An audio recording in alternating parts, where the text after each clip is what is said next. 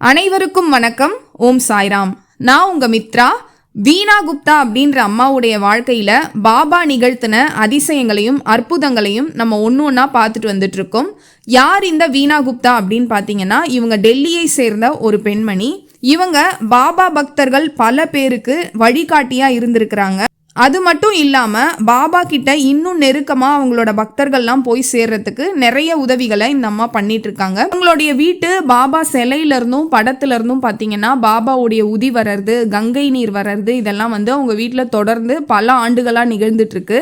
அந்த கங்கை நீரையும் சரி அந்த உதியையும் சரி பாபா பக்தர்கள் பல பேருக்கு இவங்க கொடுத்து நிறைய அவங்க லைஃப்ல நிறைய மாற்றத்தை கொண்டுட்டு வந்திருக்காங்க. அப்படி ஒரு பக்தை தான் இந்த வீணா குப்தா அம்மா.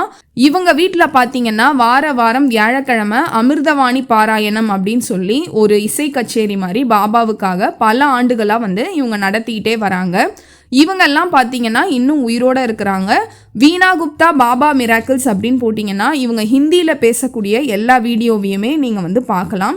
இப்போ இந்த வீணா குப்தா அம்மா வாழ்க்கையில் ஷிரடியில் பாபா நேரடியாக நிகழ்த்தின ஒரு அற்புதத்தை தான் நம்ம இப்போ இன்னைக்கு இந்த வீடியோவில் பார்க்க போகிறோம். நம்மோட வாழ்க்கையில் பல முறை நம்ம பாபாவோட அருளை அனுபவிக்கிறோம். ஆனால் பல நேரம் பார்த்தீங்கன்னா அவர் எப்பவும் நம்ம கூட இருக்கிறாரு அப்படின்றத நம்ம உணராமலே இருக்கிறோம். சில நேரங்களில் அவருடைய இருப்பை நம்ம நெருக்கமாக உணர்ந்தாலும் அந்த தருணத்தில் என்ன நடக்குது அப்படின்றது நம்மளுக்கே புரியாமல் போயிடுது. ஏன்னா அவர் இருப்பார், அவர் இருக்கிறத நம்மளுக்கு உணர்த்துவார். ஆனால் சில விஷயங்கள் நம்மளுக்கே புரியாததாகவும் பாபா தான் இதை பண்ணுறாரா அப்படின்றத தெரியாததாகவும் சில விஷயங்கள் நம்மளை மீறி நடக்கும். ஆனால் அது பாபா தான் செய்கிறாரு அப்படின்றத அப்புறம்தான் உணர்வோம். அந்த மாதிரி நடந்த பாபா எப்பவுமே நம்ம கூட இருக்கிறாரு அப்படின்றத உணர்த்தக்கூடிய ஒரு லீலை தான் இப்போ நான் சொல்ல போகிறது. இப்போ சொல்லக்கூடிய இந்த சம்பவம் பார்த்தீங்கன்னா வீணா குப்தா அம்மா ஷிரடியில் இருக்கும்போது நடந்தது. சுமார் 10 to 15 ஆண்டுகளுக்கு முன்னாடி நடந்தது அப்படின்றதையும் இந்த பேட்டியில் சொல்லியிருக்காங்க. அன்னைக்கு பார்த்தீங்கன்னா இவங்க ஷிரடியில் இருக்கக்கூடிய துவாரகாமாயி இருக்கு இல்லையா, அங்கே அந்த படிக்கட்டில் வீணா குப்தா அம்மா உட்கார்ந்துட்டு இருக்காங்க. அந்த நேரத்தில் லேசாக மழை தூறல் போடுது. இவங்க அங்கே உட்கார்ந்துட்டு இருக்கும்போது அங்கே யாருமே இல்லை, வெறும் இவங்களும் அந்த பாபாவும் மட்டும்தான் இருக்காரு. இவங்க அந்த மழை தூறலை வேடிக்கை பார்த்துட்டு இருக்கும்போது பார்த்தீங்கன்னா திடீர்னு அங்கே ஒரு வயசானவர் நடந்து வராரு. அவர் கையில் ஒரு கூடையை வச்சிருக்காரு. அந்த கூடையில் பார்த்தீங்கன்னா நிலக்கடலை, பொட்டுக்கடலை, பொரி, அது எல்லாமே சாப்பிடக்கூடிய ஐட்டம்ஸ் எல்லாமே அந்த கூடையில் இருக்குது. அவர் அந்த கூடையை துவாரகாமாயில் இறக்கி வைக்கிறாரு.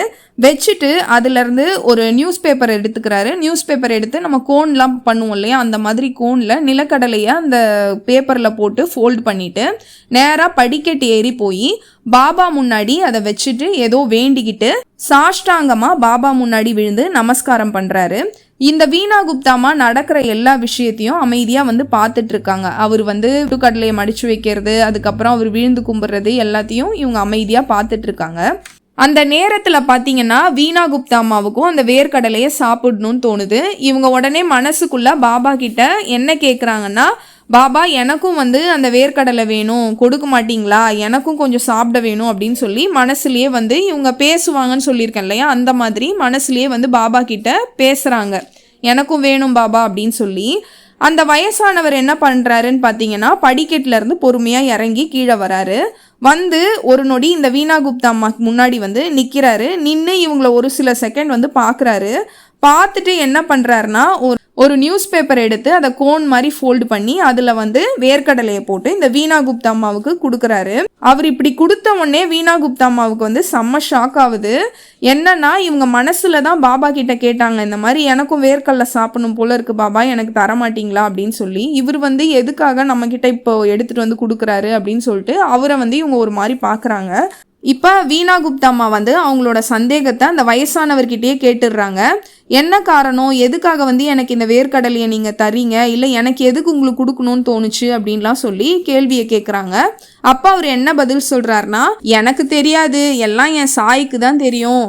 நான் போகும்போது பாபா தான் சொன்னார், என்னுடைய பொண்ணு அங்கே இருக்கிறா அவளுக்கும் கொடு அப்படின்னு சொல்லி நான் போகும்போது பாபா தான் சொன்னார், அதனால தான் உங்களுக்கு கொடுத்தேன் அப்படின்னு சொன்ன உடனே அந்த வயசானவர் சொன்ன வார்த்தைகளை கேட்ட உடனே வீணா குப்தா அம்மா ரொம்ப உருகி போகிறாங்க. அவங்க கண்கள்ல இருந்து கண்ணீர் வருது.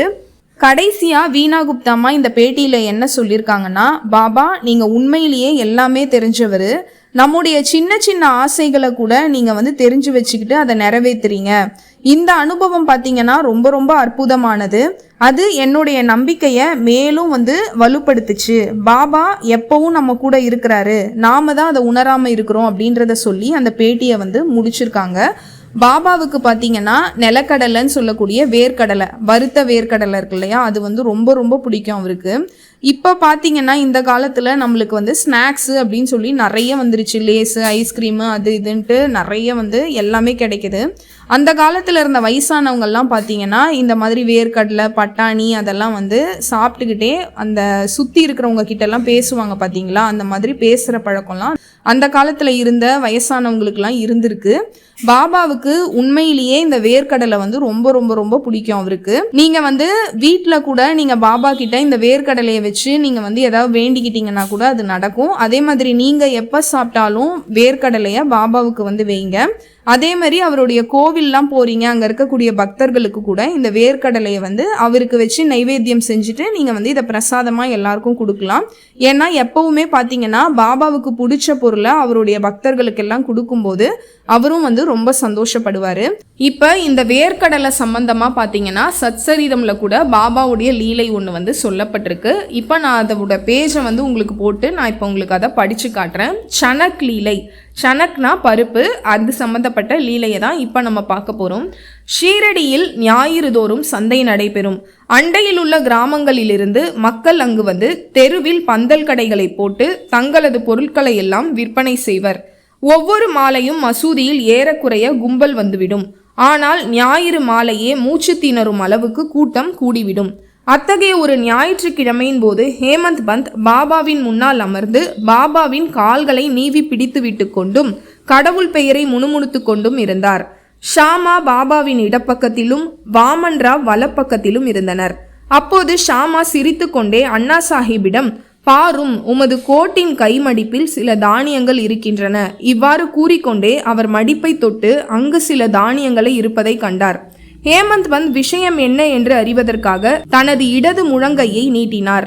அப்போது அனைவரின் ஆச்சரியத்திற்கேற்ப சில பருப்பு மணிகள் உருண்டோடி கீழே விழுந்தன. சூழ்ந்து உட்கார்ந்திருந்தவர்களால் பொறுக்கி எடுக்கப்பட்டன. இந்நிகழ்ச்சியே தமாஷிற்கான விஷயமாக ஆனது. அங்கிருந்த அனைவரும் எஞ்ஞனம் தானியம் கோட்டு மடிப்புக்குள் சென்று அவ்வளவு நேரமும் அங்கேயே இருந்தன என்று வியந்தனர்.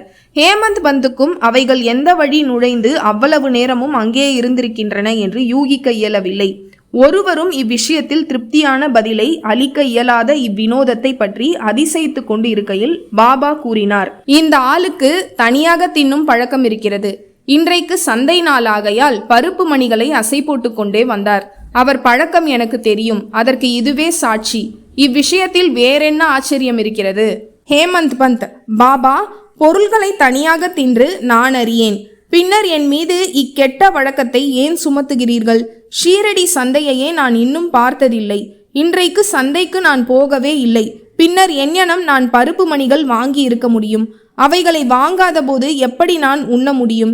எனது அருகில் உள்ளவர்களுக்கு பகிர்ந்து கொடுக்காமல் நான் ஒருபோதும் எதையும் சாப்பிடுவதில்லையே. பாபா, அருகில் இருப்பவர்களுக்கு நீர் கொடுப்பது உண்மைதான். ஆனால் ஒருவரும் அருகில் இல்லை என்றால் நீயோ நானோ என்ன செய்ய முடியும்? ஆனால் நீர் உண்ணும் முன் என்னை நினைவில் கொள்கிறீரா? எப்போதும் நான் உம்முடன் இருக்கவில்லையா? பின் நீர் உண்ணும் முன்பாக எதையேனும் எனக்கு அளித்தீரா? அப்படின்னு சொல்லி இதை முடிக்கிறாங்க. இதில் என்ன சொல்லியிருக்காங்க அப்படின்றத நான் சொல்கிறேன். ஷீரடியில் பார்த்தீங்கன்னா ஒவ்வொரு ஞாயிற்றுக்கிழமையும் சந்தை நடக்கும். அந்த சந்தையில் ஒவ்வொரு ஊரில் இருக்கவங்களும் பார்த்தீங்கன்னா அவங்க ஊரில் இருக்கக்கூடிய வேர்க்கடலை, உடச்சக்கடலை, இந்த மாதிரி பருப்புகள் எல்லாம் கொண்டுட்டு வந்து அங்கே விற்பாங்க. பாபா பார்த்தீங்கன்னா அந்த நாள்லலாம் அங்கே உட்காந்து அங்கே இருக்கவங்க கூடலாம் வந்து இப்போ நம்ம வயசானவங்கலாம் உட்காந்து ரவுண்டாக உட்காந்து பேசுவாங்க இல்லையா, அந்த மாதிரி பேசிகிட்டு இருக்காரு. பேசிகிட்டு இருக்கும்போது பார்த்தீங்கன்னா அண்ணா சாஹேப் அப்படின்றவருடைய ஷர்ட்டோட மடிப்பு இருக்கு இல்லையா, அங்கே வந்து சில பருப்பு மணிகள்னால் வேர்க்கடலை இருக்குது.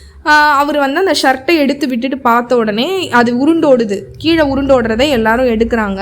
அண்ணா சாஹேபுக்கு புரியவே இல்லை, இது வந்து எப்படி நம்மளோட ஷர்ட்குள்ளே வந்தது, எந்த வழியாக இந்த மணி வந்தது அப்படின்னு சொல்லி அவர் வந்து யோசிச்சுக்கிட்டே இருக்காரு. இந்த மாதிரி பருப்பெல்லாம் வந்து அந்த ஷர்ட்டில் வச்சு சாப்பிட்றதோ அந்த பழக்கம்லாம் அவருக்கு இல்லை. எல்லாரும் வந்து தமாஷ் பண்ணி சிரிக்கிறாங்க. சிரிச்சிட்டு இருக்கும்போது பாபா என்ன சொல்கிறாருன்னா, இந்த ஆளுக்கு தனியாக சாப்பிட்ற பழக்கம் இருக்குது.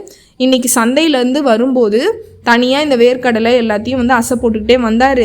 எனக்கு அது தெரியும். இவர் வந்து தனியாக சாப்பிட்றவர் அப்படின்னு சொல்லிட்டு எல்லார் முன்னாடியும் கிண்டல் பண்ணி சிரிக்கிறாரு. அதுக்கப்புறம் அண்ணா சாஹிப் என்ன சொல்கிறாருன்னா, பாபா எனக்கு வந்து இந்த தனியாக சாப்பிட்ற பழக்கம்லாம் கிடையாது. அதே மாதிரி நான் வந்து ஷீரடி மார்க்கெட்டையே நான் ஒரு நாள் கூட பார்த்தது கிடையாது, நான் அங்கே போனதும் கிடையாது. அப்படி இருக்கும்போது நான் வந்து எப்படி வந்து அங்கே இருக்கிற அந்த பருப்பெல்லாம் வாங்கி சாப்பிட்டுட்டு வந்திருக்க முடியும் அப்படின்னு சொல்லிட்டு இவர் வந்து கேட்குறாரு.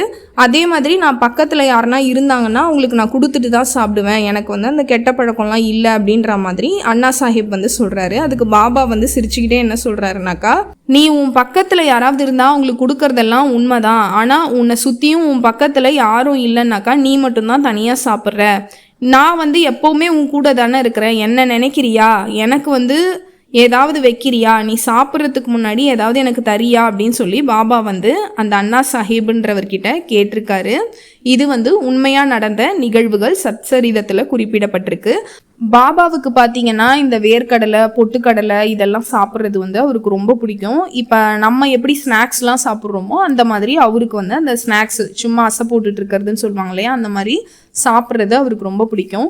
நீங்கள் வந்து தர்காலாம் போனீங்கன்னு வச்சுக்கோங்களேன், அங்கெல்லாம் பார்த்தீங்கன்னா ஒரு தட்டில் வந்து பொட்டுக்கடலையை போட்டுட்டு அதில் வெல்லம் சேர்த்து வச்சுருப்பாங்க. கொஞ்சம் கொஞ்சம் எடுத்து அங்கே வர பக்தர்களுக்கெல்லாம் கொடுப்பாங்க. பாபாவும் வாழ்ந்தது வந்து ஒரு பழைய இடிஞ்ச நிலைமையில இருக்கக்கூடிய ஒரு மசூதியில தான் இருந்தார் இல்லையா, அதனால அவங்களும் பார்த்தீங்கன்னா பாபாவோட சம்மந்தப்பட்டவங்க. சித்த பெருமக்கள் எல்லாருக்குமே பார்த்தீங்கன்னா இந்த பொட்டுக்கடலை வேர்க்கடலை இதெல்லாம் வந்து ரொம்ப பிடிக்கும்.